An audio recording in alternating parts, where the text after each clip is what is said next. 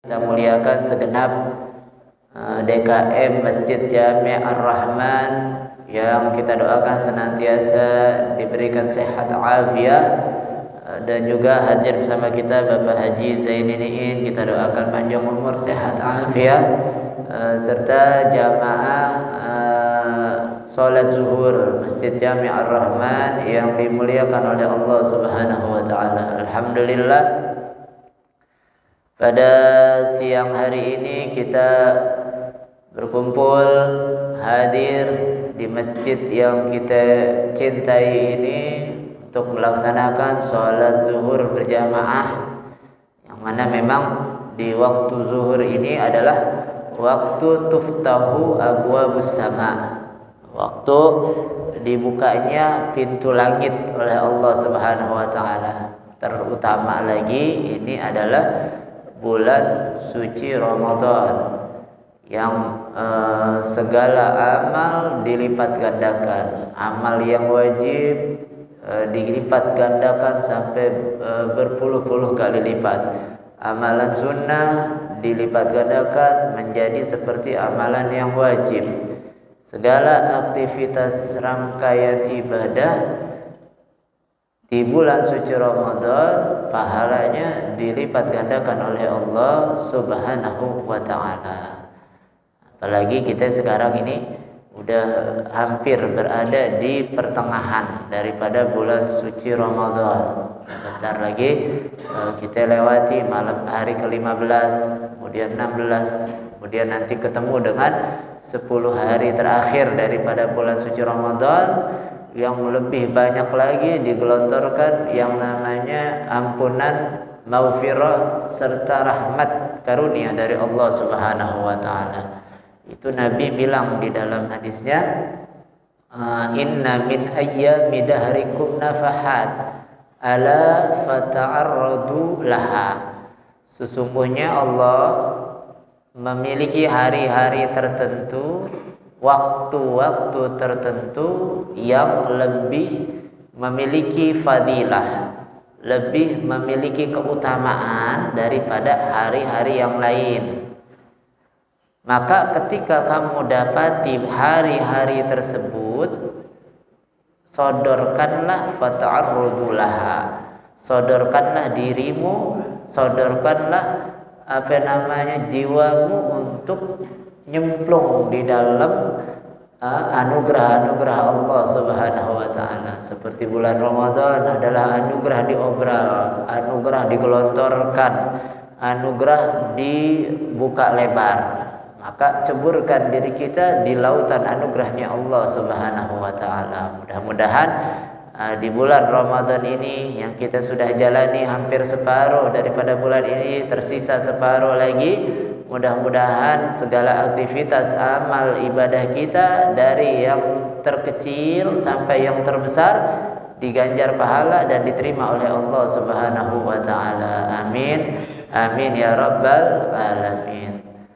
Salawat beserta salam kita haturkan kepada junjungan kita Nabi besar Maulana Muhammad sallallahu alaihi wasallam yang telah menuntun kita umatnya minaz zulumati ilan nur, minal akhlaqil fasidah ilal akhlaqil karimah. Hadirin yang dimuliakan oleh Allah Subhanahu wa taala, kita lanjutkan kajian kita dari kitab Fatihatu Syahri Ramadan Al-Mu'azzam, ringkasan atau kesimpulan daripada kitabnya Imam Ibn Rajab Lataiful Ma'arif, yang mana ringkasan ini digubah oleh Al-Imam Syekh Sya'ban. Kita baca ini terkait Al-Majlisus Salis. Sekarang majlis yang ketiga, bagian yang ketiga, pengajian yang ketiga, fi dzikril ashril awsat min syahri Ramadan wa dzikri nisfi syahri ila al-akhir. Membahas tentang 10 hari pertengahan daripada bulan Ramadan dan setengah akhir daripada bulan Ramadan. Kita kalau udah bicara akhir, himmah sudah mulai berkurang, semangat sudah mulai berkurang, rajinnya ibadah sudah mulai loyo, biasanya begitu. Yang udah dimanapun daerahnya, pasti kalau udah 10 hari terakhir, sudah lewat 10 hari pertama, udah lewat setengah daripada Ramadan, baca Qur'annya makin kendor, tarawihnya makin maju softnya. Makin maju softnya berarti makin berkurang jumlahnya, begitu. Dan padahal Nabi Shallallahu Alaihi Wasallam kebalikan dari itu. Kalau udah 10 hari terakhir lebih giat lagi. Nah, ini kita bahas di sini. Ini hadis fi sahihain, disebutkan di dalam hadisnya, kitabnya Imam Bukhari dan juga Imam Muslim. An Abi Sa'id Al-Khudri radhiyallahu taala anhu qala, daripada Sayyidina Abi Sa'id Al-Khudri radhiyallahu taala anhu qala, kana Rasulullah sallallahu alaihi wasallam ya'takifu fil 'ashr awsat min Ramadan fa'atakafa 'amman hatta idza kanat lailatun 21 wa hiya allati yakhruju fi sabihatiha min i'tikafihi qala man kana i'takafa ma'i faly'takif fil 'ashral awakhir wa qad uritu hadhihi laila thumma unsituha wa qad ra'aituni asjudu fi ma'in wa tinin fi sabihatiha faltamisuha fil 'ashri awakhir waltamisuha fi kulli witrin.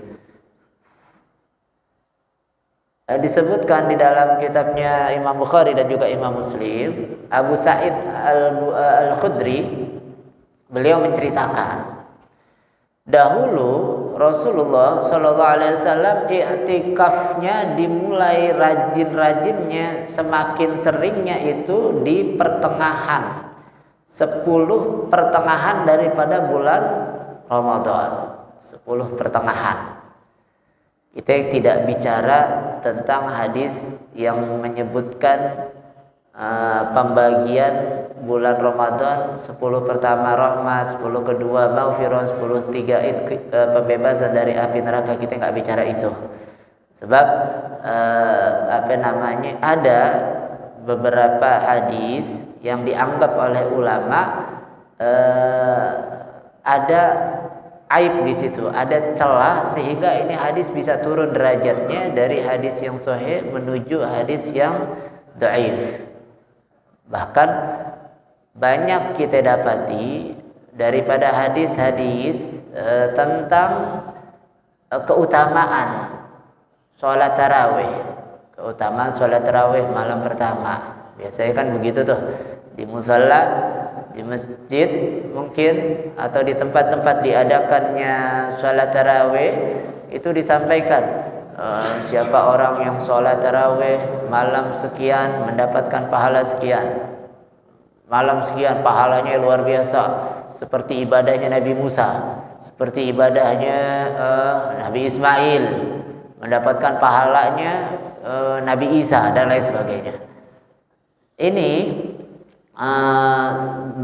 ulama bersepakat bahwasanya ini adalah hadis-hadis yang tidak layak untuk disampaikan karena banyak celah. Bahkan ada yang mengatakan ini adalah hadis maudhu', hadis yang palsu begitu kalau bahasa kitanya. Maka cukup bagi kita, kalau emang kita perlu pedoman, penyemangat agar kita semangat untuk ibadah sholat tarawih, cukup satu hadis aja kita dengerin, kita buat pegangan. Walaupun banyak hadis yang lain menyebutkan, cukup hadis Nabi yang berbunyi man qama ramadhana imanan wa ihtisaban ghufira lahu ma taqaddama min dambihi. Siapa orang yang qiyamul lail, ibadah malam hari, mau itu tahajud, mau itu baca Al-Quran, bagian ulama mentafsirkan, memaknai qoma ramadhana adalah sholat tarawih. Siapa orang yang sholat tarawih di malam-malam Ramadan, maka dosanya dia yang telah lampau akan pasti diampuni oleh Allah Subhanahu wa taala. Udah cukup hadis yang ini. Enggak perlu lagi kita menyampaikan hadis-hadis palsu yang itu bukan datangnya dari Nabi Shallallahu alaihi wasallam. Kita mesti hati-hati ketika menyampaikan hadis, apalagi Al-Qur'an, kita mesti hati-hati. Salah-salah kita bisa dilempar ke dalam api nerakanya Allah Subhanahu wa taala. Sebab Nabi SAW katakan barang siapa yang menisbatkan sesuatu kepadaku, man kadzdzaba alayya, siapa orang yang dusta menyampaikan ucapan ternyata itu bukan dari Nabi tapi disandarkan kepada Nabi. Qala Rasulullah sallallahu alaihi wasallam, Nabi sallallahu alaihi wasallam bersabda, padahal itu bukan sabdanya Nabi sallallahu alaihi wasallam.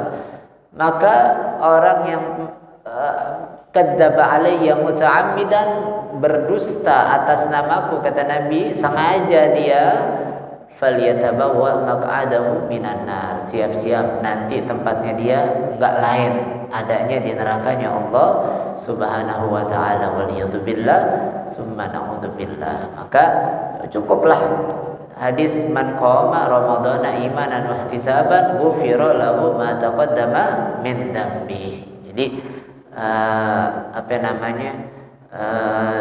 nggak perlu lagi hadis-hadis yang maudhu'. Kalau hadis doif masih lumayan, karena hadis doif selama kedoifannya tidak terlalu kuat dan itu hanya terkait dengan fadailul amal, boleh-boleh aja kita amalkan. Tapi kalau udah hadisnya sangat doif, apalagi sampai maudhu', rasa-rasanya lebih baik kita tinggalkan itu hadis. Banyak hadis-hadis yang terkait dengan keutamaan bulan suci Ramadan. Terlebih lagi sholat tarawih. Hadirin yang dimuliakan oleh Allah Subhanahu wa taala, itu Nabi SAW iktikaf tengah-tengah daripada bulan Ramadan, bertahun-tahun. Kemudian ketika malam ke-21, yang mana itu malam adalah subuhnya Nabi keluar, ada tanda tetesan air daripada talang masjid, dan di keningnya Nabi ada bekas debu atau tanah yang bercampur air. Di keningnya Nabi ada bekas begitu, artinya bekas ada hujan halus di malam harinya. Di malam 21 Nabi mengatakan, man kana ya'takaf ma'i falya'taki fil ashral awakhir, yang mau itikaf bareng aku, ayo itikafnya 10 malam terakhir. 10 malam terakhir. Waqad uridu hadhihi lailah, malam 21 saya pernah diperlihatkan itu adalah malam Lailatul Qadar, summa unsituha, tapi aku dibikin lupa sama Allah Subhanahu wa taala. Dan kamu juga lihat bekas sujudku ada air dan debu yang bercampur air tersebut dengan debu tersebut di keningnya Nabi SAW di pagi harinya. Faltamisuha fil ashril awakhir waltamisuha fi kulli witrin. Kata Nabi, ayo kalau mau cari ibadah malam Lailatul Qadar, carinya di malam 10 terakhir. Terus kalau mau lebih spesifik lagi, lebih terperinci lagi, lebih diruncingkan lagi, diperkecil lagi, maka carinya di malam-malam ganjil, kata Nabi sallallahu alaihi wasallam. Ini fadilah atau keutamaan daripada setengah malam terakhir daripada bulan suci Ramadan. Memang biasanya itu waktu-waktu mulia, kemuliaannya itu ada di akhirnya. Bulan Ramadan kemuliaan ada di akhirnya. Begitu. Hari Jumat kemuliaan ada di akhirnya. akhir hari Jumat, yaitu ba'da asar. Makanya itu Sayyidah Fatimah putri Nabi SAW memilih waktu ba'dal asar untuk khusus munajat, tadarru, berdoa, berzikir, berduaan kepada Allah Subhanahu wa taala. Itu makanya habis asar tuh biasanya para guru-guru, para ulama sebutnya sa'ah Fatimiyah. Jadi habis asar tuh sa'ah Fatimiyah, waktunya Sayyidah Fatimah bermunajat. Karena kan ada hadis Nabi SAW, inna fi yaumil jum'ah sa'ah la yad'u ahadukum fihi illa stujiba lahu, atau kama qala Nabi SAW. Di hari Jumat tuh ada satu waktu. Ini Jumat biasa, bukan di Jumat bulan Ramadan, di Jumat bulan-bulan biasa. Di hari Jumat ada satu waktu yang mana orang kalau doa di waktu itu pasti dikabulkan oleh Allah Subhanahu wa taala. La yuwafiquhu ahadukum, tidaklah orang itu bertepatan di waktu itu doa, maka pasti doanya akan dikabul oleh Allah Subhanahu wa taala. Dari sini tuh ulama beda pendapatnya. Ada yang mengatakan malam Jumat, malam hari, sepertiga akhir malam. Sebagian yang lain mengatakan bukan, tapi waktu antara duduknya dua khutbah. Duduknya khatib di antara dua khutbah. Di situ waktu mustajabnya. Makanya kita kalau habis khatib duduk, yang Bilalnya bilang Allahumma sholli ala Sayyidina Muhammad, kita doa tuh. Doa apa aja, urusan akhirat, urusan dunia, urusan apapun, insyaallah pasti dikabul sama Allah Subhanahu wa taala. Nah, Sayyidah Fatimah memilih ba'da asar, setelah asar. Jadi setelah asar itu waktu mustajab di hari Jumat, pilihan daripada versinya daripada Sayyidah Fatimah putri Nabi Muhammad sallallahu alaihi wasallam. Makanya itu saya punya guru Al-Habib Zain bin Ibrahim bin Sumit, itu ada wiridan khusus namanya as-shalah al-fatimiyah, sholawat Fatimiyah namanya. Jadi kumpulan zikir dan sholawat yang dibaca setelah asar di hari Jumat, meniru daripada amalan Sayyidah Fatimah. Di situ ada baca Yasin, di situ ada baca Waqiah, di situ ada baca surah Iqra, surah Al-Qadar, surah Al-Zalzalah, kemudian surah Al-Quraisy Ilafi, begitu. Amalan-amalan daripada guru-guru kita yang disampaikan oleh mereka meniru daripada amalannya Sayyidah Fatimah Az-Zahra radhiyallahu taala anha wa ardhaha. Jadi memang ada waktu-waktu tertentu yang akhirnya yang lebih mulia daripada awalnya. Akhirnya lebih mulia daripada awalnya, termasuk bulan suci Ramadan. Makin akhir makin mulia. Termasuk kita hidup juga yang menentukan posisi kita nanti adalah akhirnya.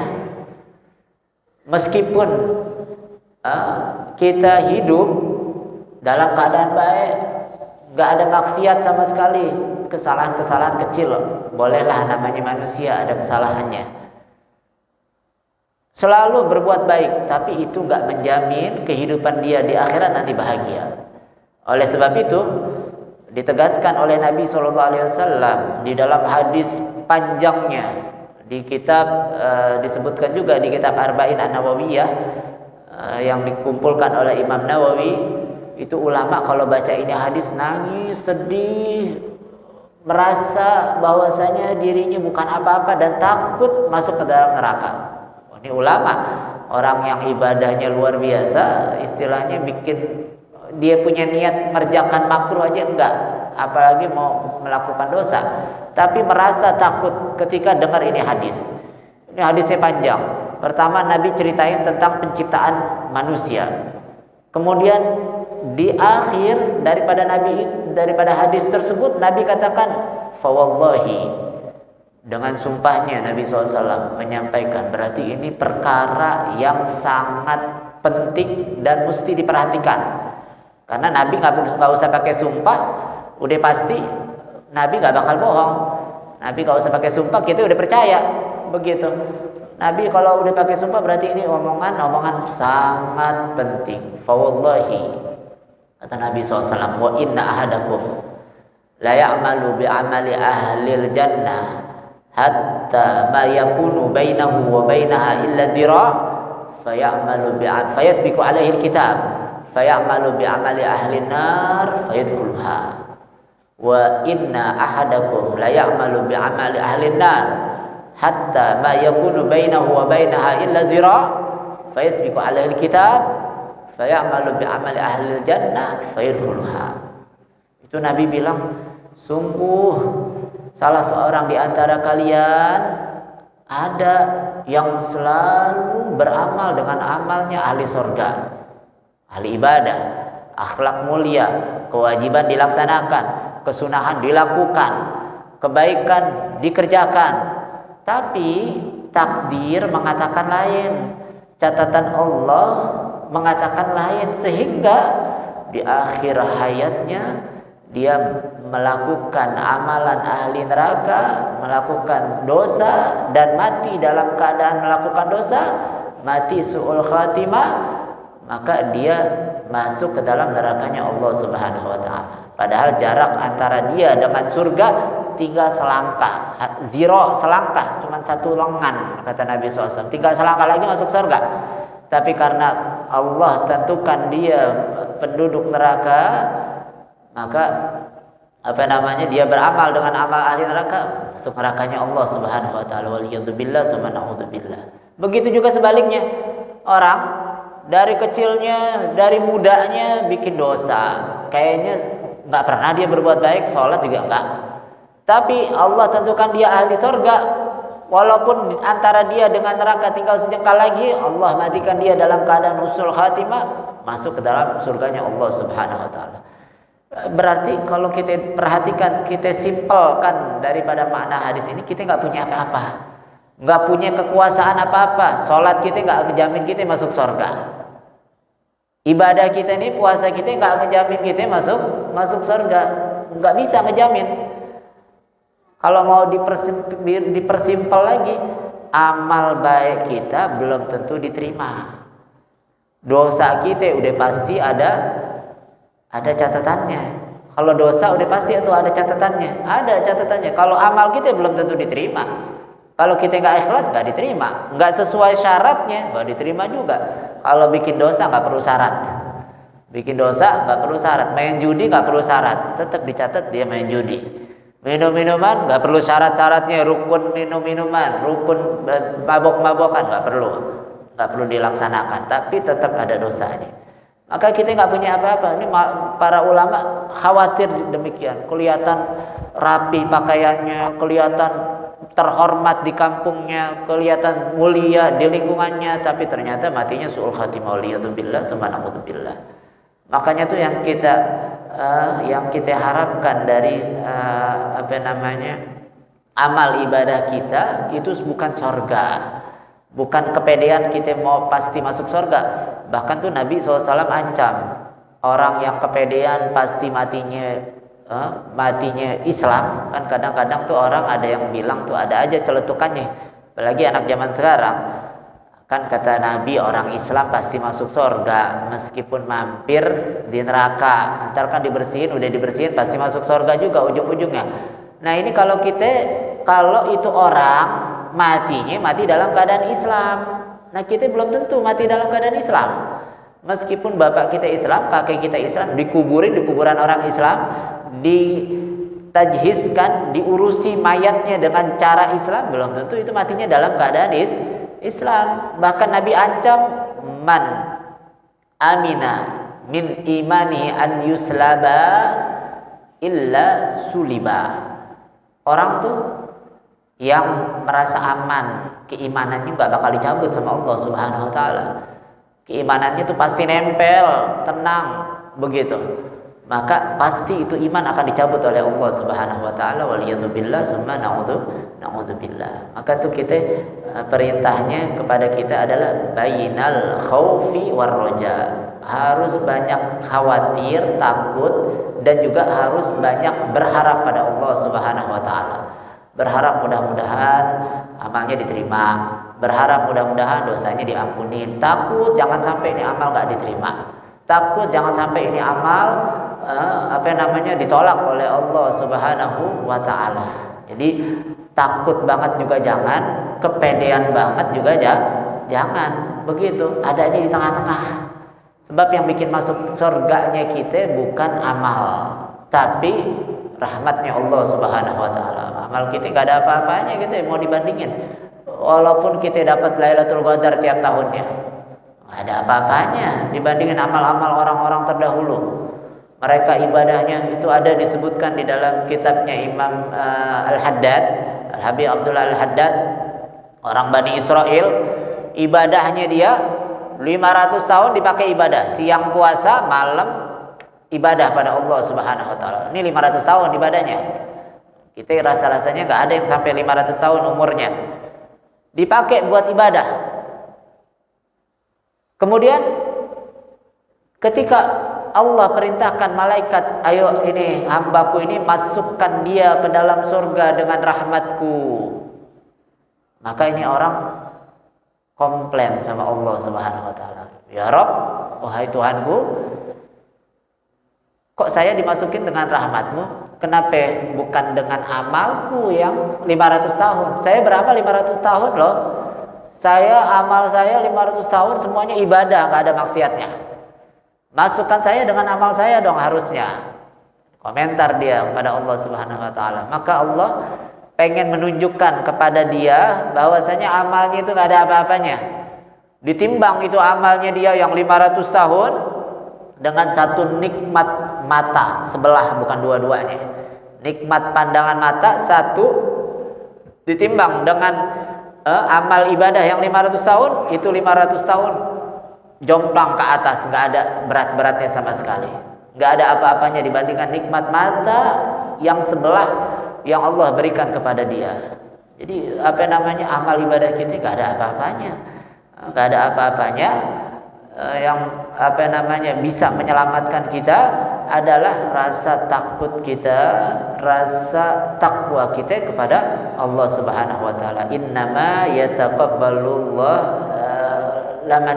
limanit muttaqin. Allah Subhanahu wa taala hanya menerima amalnya orang-orang yang bertakwa. Kita puasa nih biar kita timbul rasa takwa di dalam hati kita, latihan. Kita puasa gak kelihatan orang. Kita bisa aja makan ngumpet-ngumpet di belakang orang, tapi kita gak makan. Kita bisa aja bikin dosa, ngumpet-ngumpet, tapi kita gak bikin dosa karena kita pengen melatih ketakwaan kita di bulan suci Ramadan. Nah itu dia. Jadi amal kita gak menjamin, gak menjamin kematian kita baik. Padahal itu yang paling penting. Innamal a'malu bil khawatim. Amal kita semua dinilai akhirnya. Tapi Nabi SAW kasih kita kisi-kisi, kasih kita tanda-tanda. Apa itu? Yamutul mar'u ala ma'asha alaih. Biasanya orang itu dimatikan sesuai kehidupannya. Kalau dia hidupnya senang silaturahmi, biasanya meninggalnya lagi silaturahmi.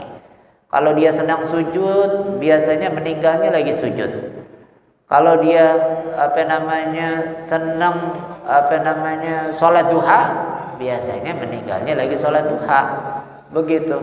Terus lagi Imam Haddad, Al-Habib Abdullah bin Ali Al-Haddad, di bawah daripada setelah menyampaikan hadis Nabi yang tadi, di bawahnya komentar Imam Haddad.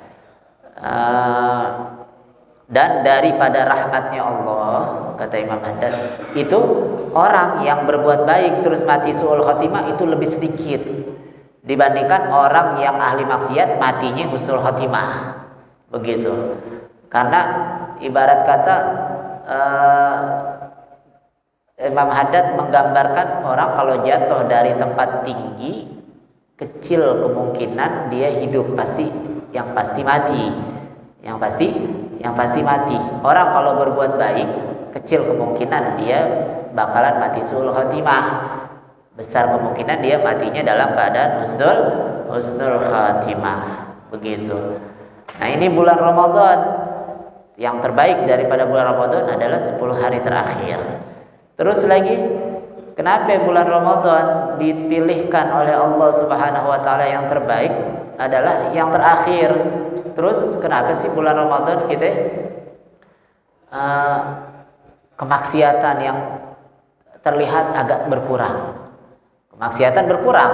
Kita lihat agak jarang kita melihat kemaksiatan. Kalaupun ada, ngumpet-ngumpet.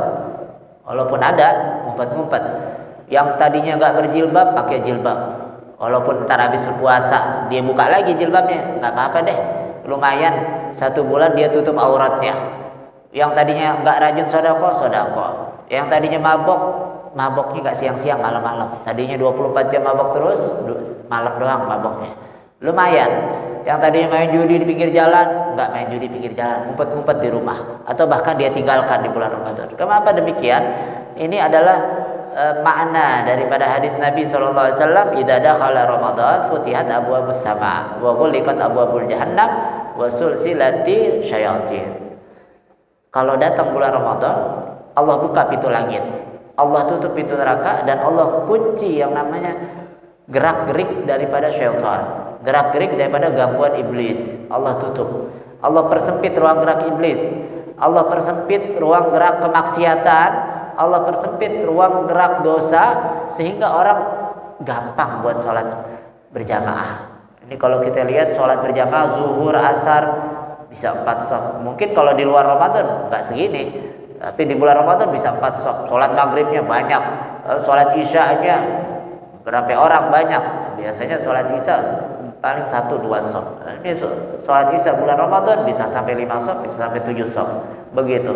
Makin dimudahkan untuk beribadah kepada Allah Subhanahu wa taala. Mudah-mudahan Allah Subhanahu wa taala semakin memberikan kita semangat, semakin memberikan kita himmah, karena himmatur rijal tahdimul jibal. Semangatnya seorang pemuda dapat menghancurkan daripada gunung-gunung yang besar.